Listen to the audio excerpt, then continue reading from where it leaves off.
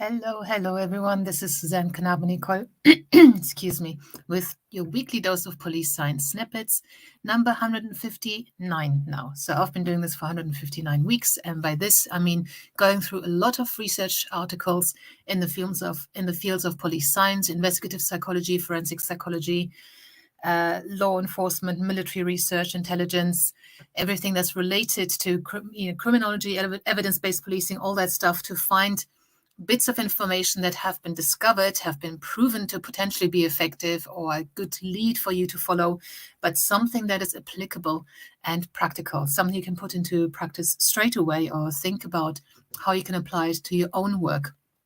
Obviously, you guys have a lot of different occupations from around the world, so it's not going to be of relevance to you every week, or at least not all three snippets may be relevant to you every week. However, obviously, there's now a big library of previous police science snippets from all the previous weeks that you can access on the Police Science Doctor website.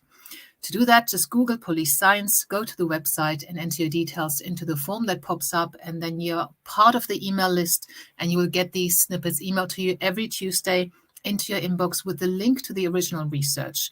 And then you'll also get the access password to get onto the read page of the website, where you will find all the previous snippets, and you can download them as PDFs and build yourself a little library and just scroll through and see which of them are actually relevant to your particular role that you've got at the moment. So this is the Christmas edition. As you can see, I'm very festively attired here. The first snippet for this week is about gaze aversion. So we're talking about detecting cues to deception in suspect interviews or any other interviews in policing. While experts often still disagree about what are reliable cues to deception, what they do agree on is that a suspect's gaze aversion is not indicative of deception. So if you or any of your colleagues still believe that, scrub that from your vocabulary.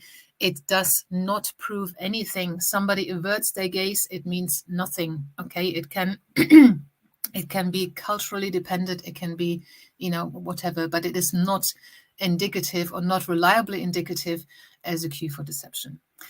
The next snippet for this week is about investigative checklists.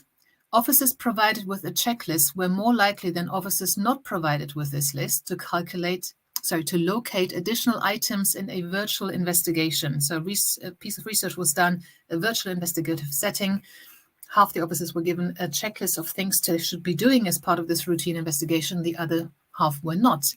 So this research found that checklists may be useful tools to add to routine investigations. So that's good to know and could lead to a lot more investigative material, relevant investigative material, hopefully. And the last snippet is about questions in child interviews. When interviewing abused children, visual aids such as emotion cards and drawing materials are used to assist in most interviews. These aids are accompanied mainly by directive, 41%, and option posing, 37% questions. So the percentage is the percentage of what kind of question has been asked. However, open-ended invitations, only used at a rate of 3.2%, elicit the most forensically relevant information from the interviewees. So obviously, these researchers coded, okay, when giving these visual cues in investigative interviews with children, what kind of questions are we asking the children?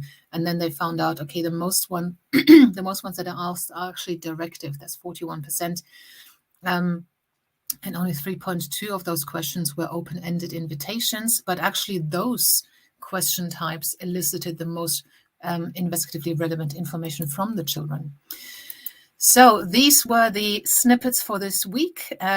Not very festive topics. That's not what we do here on Police Science Doctor, unfortunately, but I've hoped that something here was of use to you. Like I said, if it wasn't, obviously I don't know what role you cover, but hopefully there will be something that you'll find in the library on the Police Science Doctor website. And until I speak to you again next time, after Christmas, I wish you a wonderful time, and I'll see you then, and hope whatever you do this Christmas, I hope that you're safe and then you do something nice. Speak to you then. Bye-bye. Thank you for watching. I hope you found this content useful. You can get access to each episode's transcript with key learning points, timestamps, and references if you get yourself onto my mailing list. Just go to the main website on policesciencedoctor.com, and on the bottom of each page you will find a sign-up form for notifications of new content. Just enter your first name, your preferred email address, and the type of organization you work for. You will not get any spam. This is just for me to let you know about new content and for you to get access to all the transcripts.